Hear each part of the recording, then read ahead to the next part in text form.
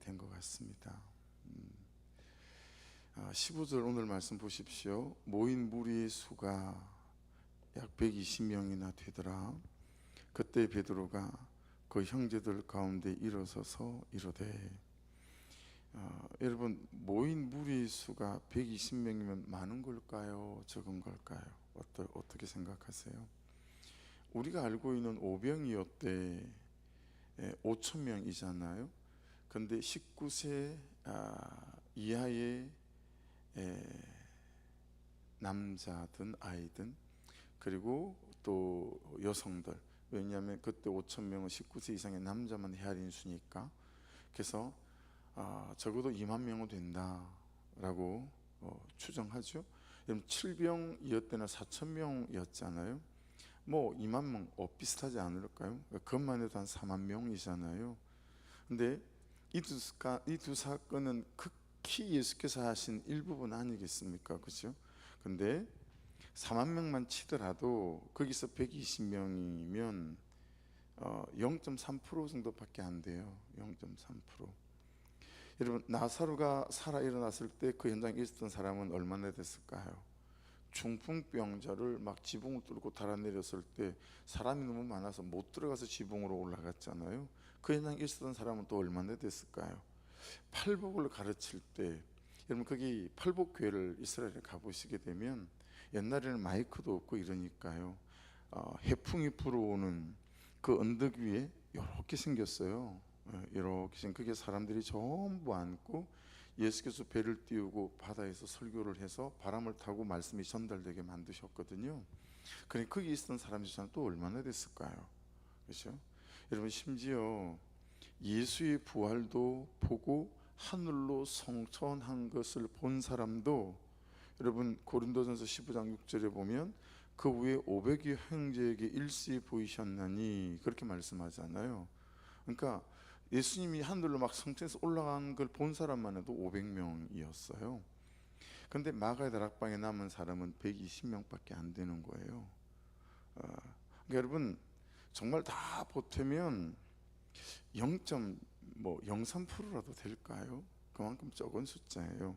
근데 여러분, 유독 말씀을 오늘은 묵상을 하면서 보시면 약 120명 이나 되더라라고 말씀을 표현하신 거예요. 120명 이나.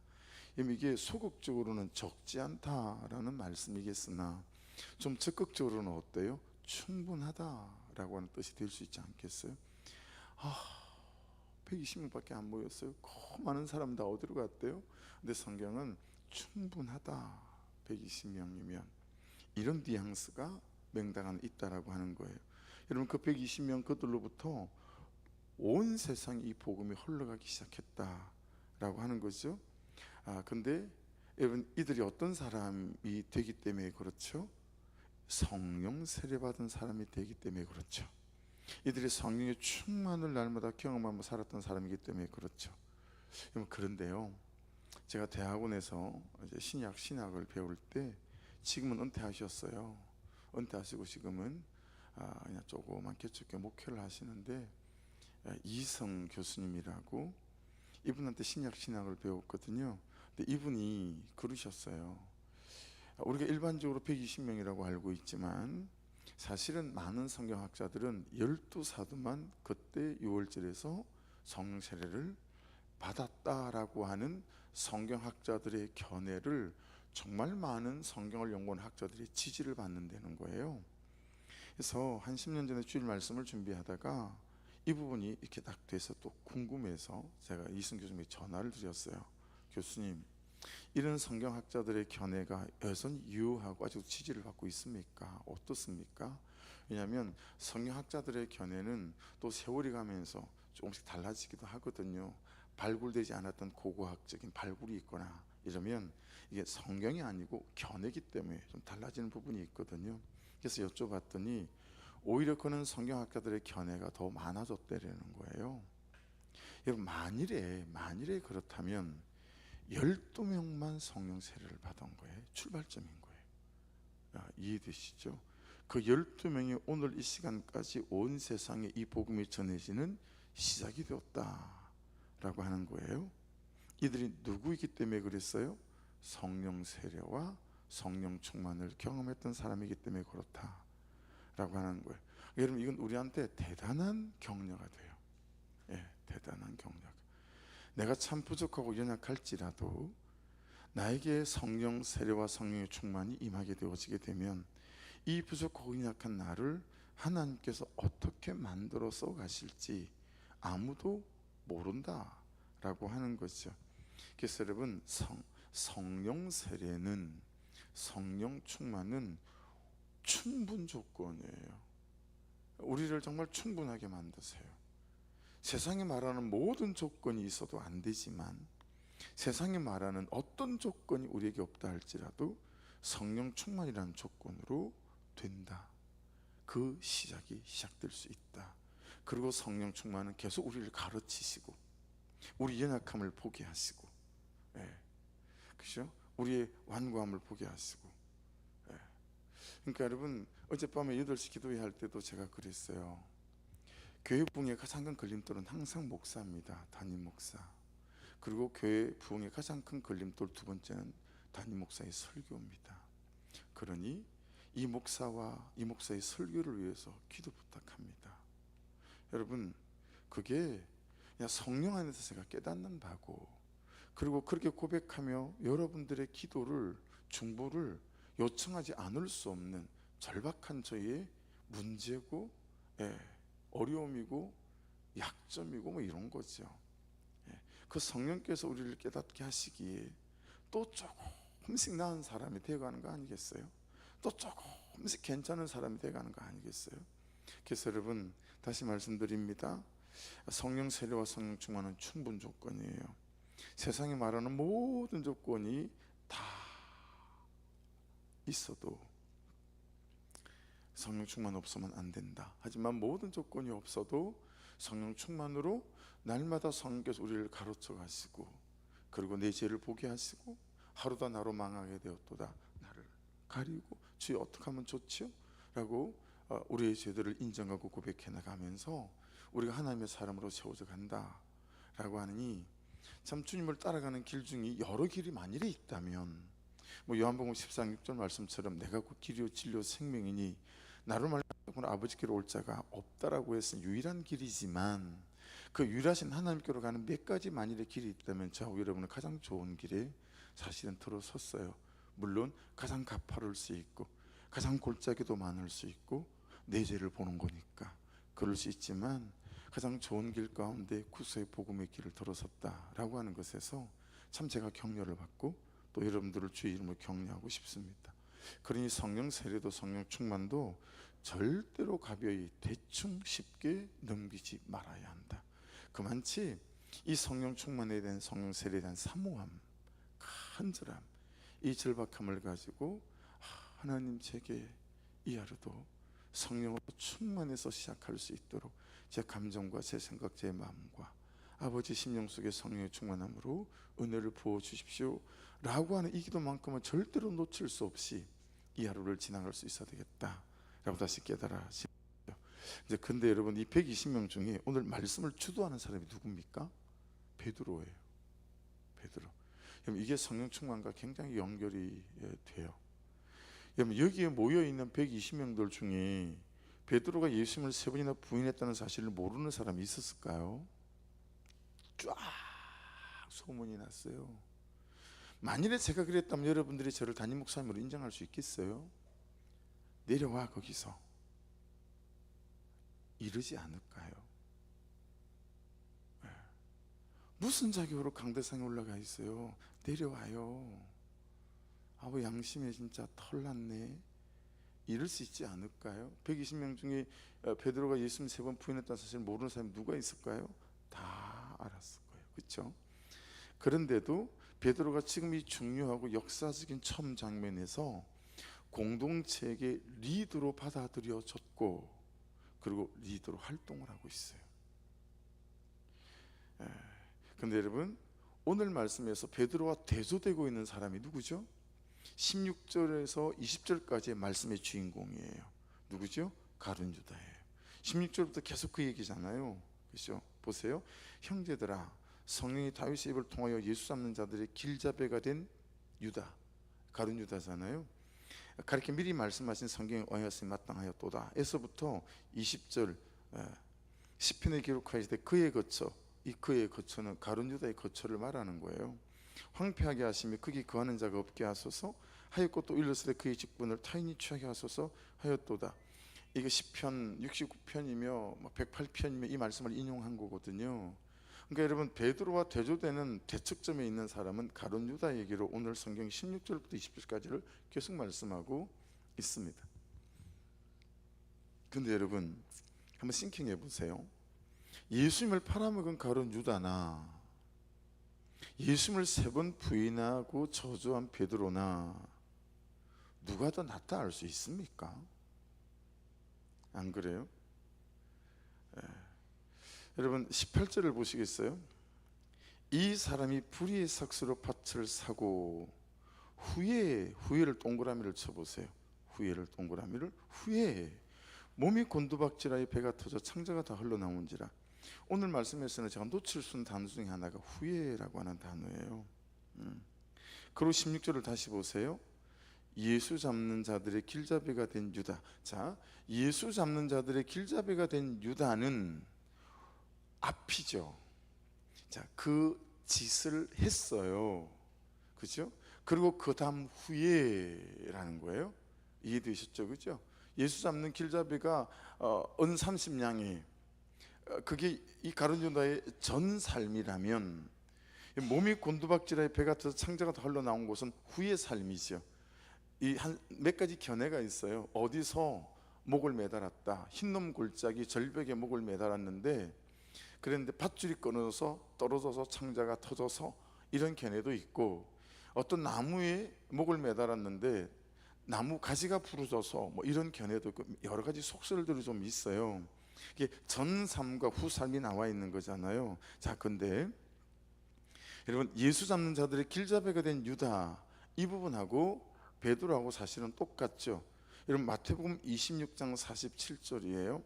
그가 저주하며 맹세하여 이르되, 세 번째, 너 예수하고 너 제자지? 그랬을 때 그가 저주하며 맹세하여 이르되 나는 그 사람을 알지 못하노라 하니 곧 닭이 울더라.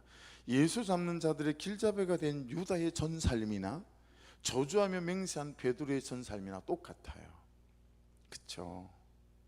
자, 그런데 이 가룟 유다나 베드로나 똑같은 인간이고 죄인인데 그 죄를 짓고 난 다음이 달라요. 그 다음이 다릅니다. 유다는 후회하고 자신을 정죄하고 이러다 보면 원망하는 사람 생기지 않나요? 원망할 사람도 생기고, 그리고 자책하고, 그리고 괴로워하다가 나무에 스스로 목을 메고, 베드로는 이 다구는 소리를 듣고 회개하고 자복하고 통회해요. 그렇죠? 여러분, 그리스도인은, 우리는 다음을 다르게 사는 사람들입니다.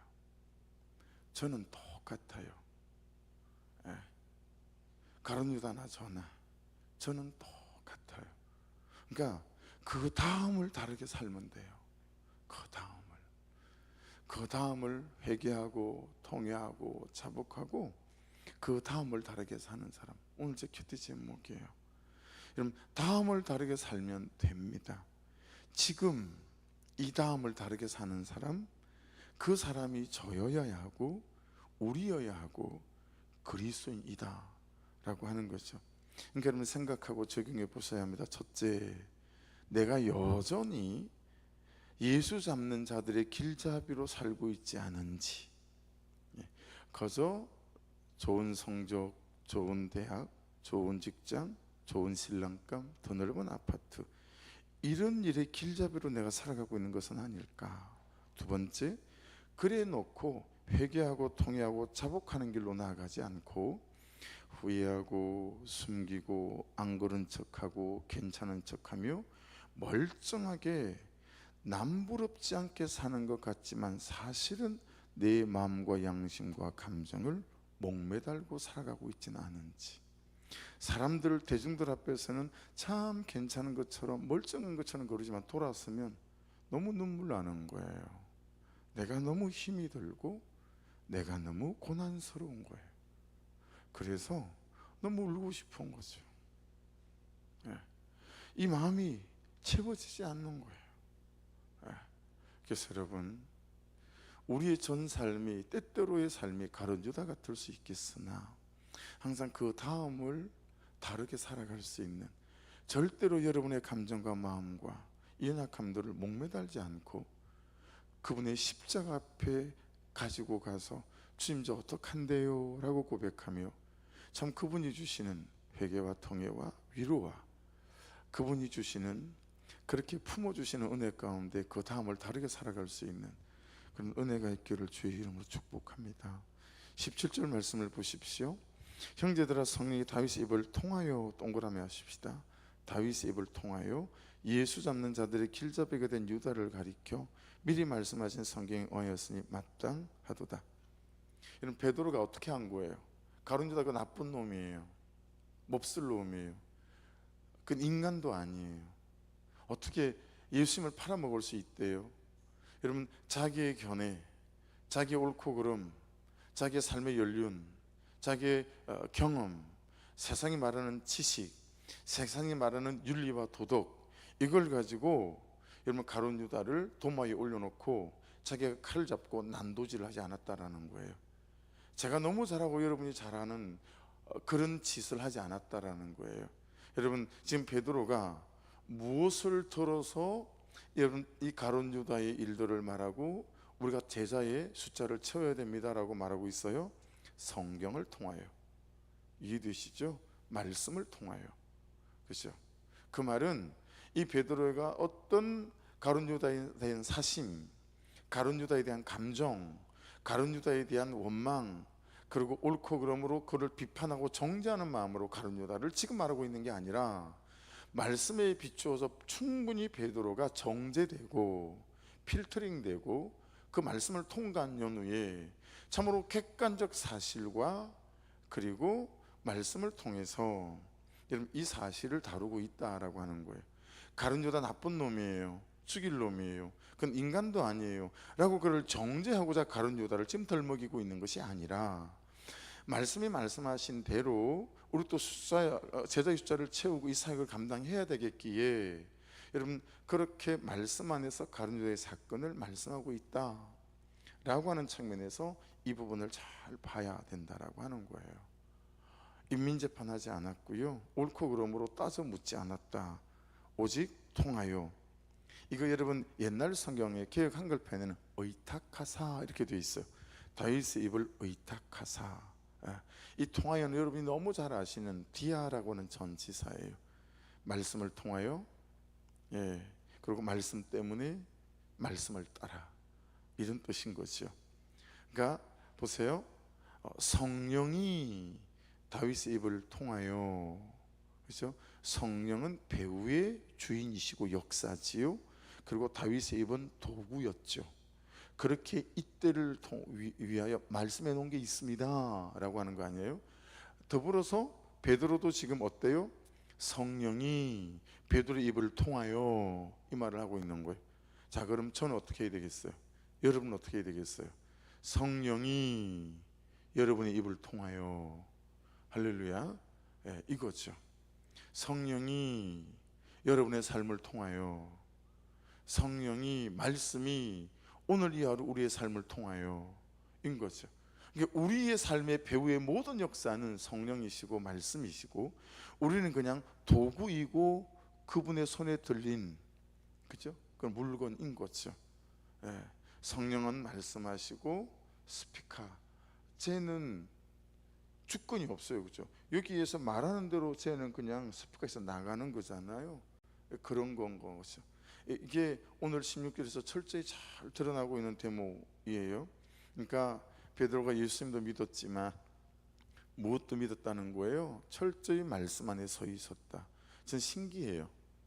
아니, 이 사람은 가문 대대로 고기 잡던 사람이었거든요. 여러분, 이게 참 유대인들의 수준인가 봐요.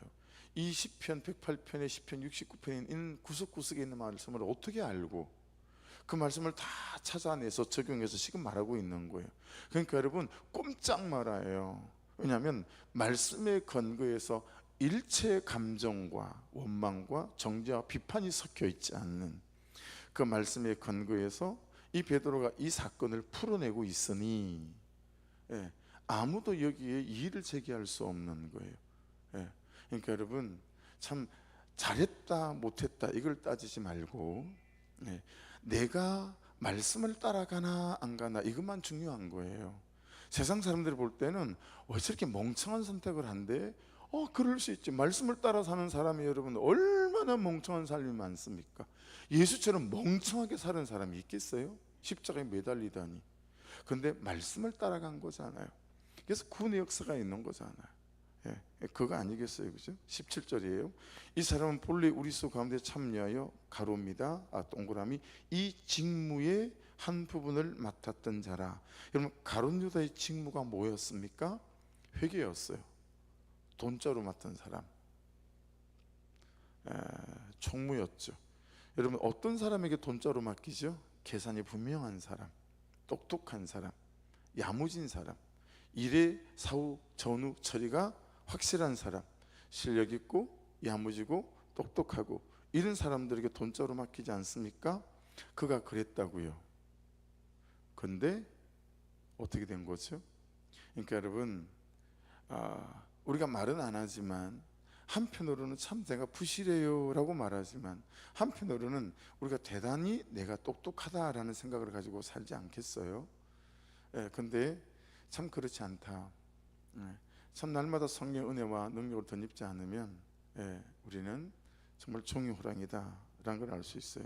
자, 18절 보십시오. 이 사람이 불의의 삭스로 sak에다 동그라미를 치시고요, 밭을 사고 후에 몸이 곤두박질하여 배가 터져 창자가 다 흘러나온지라. 삭성 원어 성경을 보니까 한 9가지 뜻이 있어요. 근데 맨 마지막 9번째 뜻이 어떤 뜻이냐면 하나님이나 사람이 주는 상, 이게 삭시란 이 이스도스라는 단어의 뜻이더라고요. 근데 여러분, 가룟 유다는 어때요? 사람이 주는 삭스의 마음을 빼앗긴 사람입니다. 그렇죠? 하나님이 주는 상 말고. 근데 이게 여러분 왜 이렇게가 십상이죠? 사람이 주는 삭은 금방 올 수 있어요. 사람이 인정해주고 칭찬해주는 건 금방이죠. 근데 여러분, 어떤 경우에 우리가 하나님께서 주는 상은 어때요? 이 땅에 없을 수 있어요. 그렇잖아요? 이게 성경적인 해석이고 성경에 기록되어 있는 거잖아요. 우리가 받는 상은 죽어서 이 다음에 하나님 앞에 섰을 때 우리가 받는 상일 수 있잖아요. 그래서 바울 사도가 고백하는 것처럼 이 땅에 다 받아버리고 하나님 앞에 갔을 때 하나도 받을 것이 없는 사람이 될까 두려워지겠습니까? 그러니까 여러분, 우리의 계산이 하나님 앞에 있다라고 하는 사실에 대해서 항상 우리가 중심이 있어야 되겠죠. 근데 여러분, 그것보다 좀 더 중요해 보이는 게 한 가지 발견되어서요. 그게 뭐냐면 이 가룟 유다는 있잖아요, 자신의 방법으로 자신의 결과를 만들어 보고자 했던 사람이다라는 거예요. 여러분들은 질문이 있을지 모르겠으나 많은 성경학자들이 가지는 질문 중에 하나가 도대체 가룟 유다가 왜 그랬을까라는 질문이에요. 도대체 이 똑똑하고 스마트한 사람이 왜 예수님을 이렇게 팔아먹었을까? 이 질문이 해석이 안 되는 거예요. 해석이 안 되다 보니 성경에서 정확하게 가룟 유다가 이래서 그랬어요 라고 설명하는 구절이 없잖아요. 그러다 보니까 온갖 추측이 난무해요. 여러 썰이 많아요. 이래서 예수를 팔아먹었다, 저래서 예수를 팔아먹었다, 그런 썰이 많이 있어요. 근데 여러분, 그 많은 추측과 수많은 썰과 걔네들 가운데서 아마도 그래서 그랬을 것 같아요 라고 좀 더 많은 학자들이 지지를 받는 견해가 하나 있어요. 그게 뭐냐면 유다 입장에서는 예수님이 너무 답답한 거예요.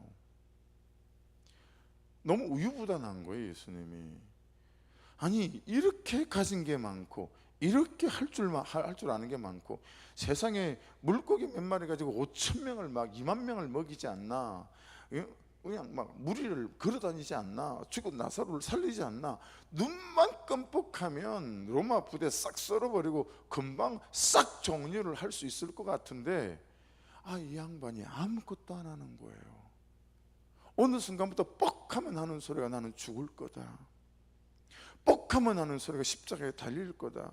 유대인들의 여러분 사고방식 안에는 나무에 달린 자마다 저주를 받는다고 신명기 말씀에 딱 못 박혀 있기 때문에 이해가 안 되고 납득이 안 되는 거예요. 이 사람 진짜 우유부단하다. 아니 도대체 너무 답답해 보이는 거예요. 그래서 여러분 가룟 유다 입장에서는요, 오병이어 같은 현장에 서 있었을 때는 가슴이 뛰었거든. 정말 와 진짜 왕이구나 이 사람이. 그런데 정작 중요한 대목에서는 꿈쩍을 안 하는 거예요. 아니 지금 이 대목에서 이러고 있으면 어떡하냐 싶은 거죠. 안 되겠다, 내가 나서야 되겠다. 죽을 위기에 밀어 넣으면 어쩔 수 없이 예수님도 자기 칼을 뽑겠지 싶었는데, 예수님이 어떻게 하시죠? 요한복음 18장 11절인데요 예수께서 베드로더러 이르시되 칼을 칼집에 꽂으라. 아버지께서 주신 잔을 내가 마시지 아니하겠느냐 하시니라. 여러분, 이 말구의 길을 베드로가 칼을 뽑아서 잘라버리잖아요. 죽이려고 했겠죠. 그런데 말구가 피했겠죠. 그래서 기가 잘렸겠죠. 근데 너 칼집 안 꽂아? 칼을 칼집에다가. 그러고는 말구의 길을 들어다가 붙여주고 있네. 그런 거죠. 그게 주님이셨던 거죠. 여러분, 그만큼 이 가룟 유다는 자신의 방법으로 자신의 결과를 만들어내고자 했던 사람이다. 여러분의 열심으로 여러분의 자녀를 가르친다고 됩니까? 여러분의 열심으로 여러분의 남편을 가르친다고 되든가요? 여러분의 열심으로 여러분 아내와 싸운다고 되든가요? 근데 우리는 일생 그 수고와 그 시도를 하고 살아간다 라고 하는 것입니다.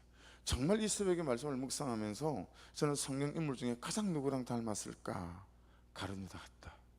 이 고백이 안 될 수가 없는 거예요. 왜냐하면 저는 저의 방법으로 어떤 결과를 만들어 보고자 하는 게 저의 주특기거든요. 주특기. 당신의 주특기가 뭡니까? 그렇게 적어라 그러면 1번 오늘 이 대목을 적어야 될 것 같은 거예요. 내 방법으로 어떤 결과를 만들어 보고자 애쓰는 사람, 이게 제 주특기예요. 그리 맡겨만 주시면 저는 어떻든 결과를 만들어내는 사람이에요. 내 방법으로 말이죠. 여러분, 참 묵상의 지점이에요. 여러분은 여러분의 방법으로 여러분의 어떤 주장을 가지고 어떤 결과를 만들어내려고 하는 사람들 아니신지 정말 돌아보셔야 해요. 저같이 가룟 유다가 아닌지. 예수님을 팔아먹은 그것보다 더 악한 지점이 자기가 자기의 결과를 만들어내려고 하지만 대책점에 서 있는 베드로는 어때요?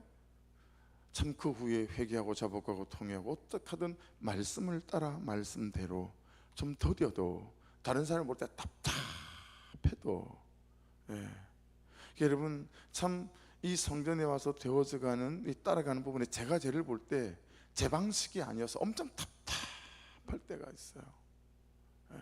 그런데 21일 내에 금식을 하며 그리고 2시간 우리 8시부터 기도해 가면서 답답해 보이던 내가 편안해 보이는 거예요.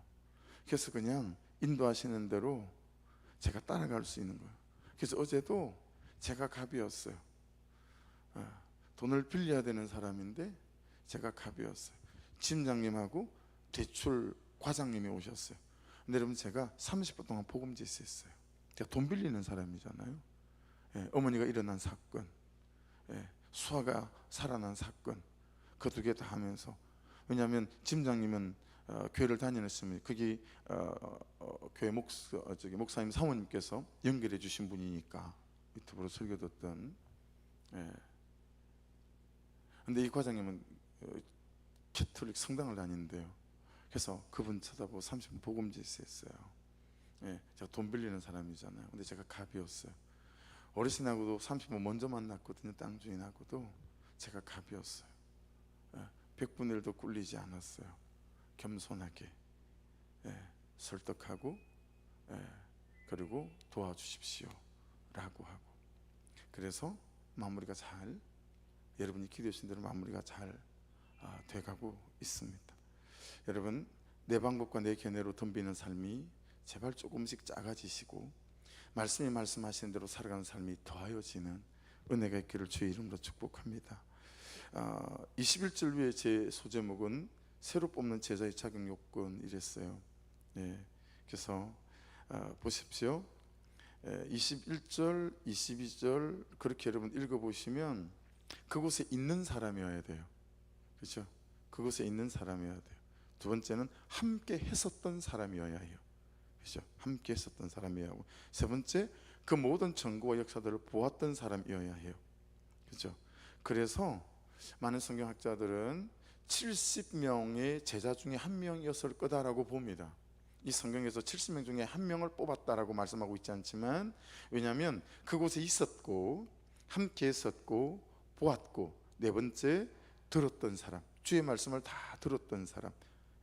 그리고 또 중요한 게 뭐예요? 여러분, 우리와 함께 다니던 사람이죠. 그리고 또 보세요.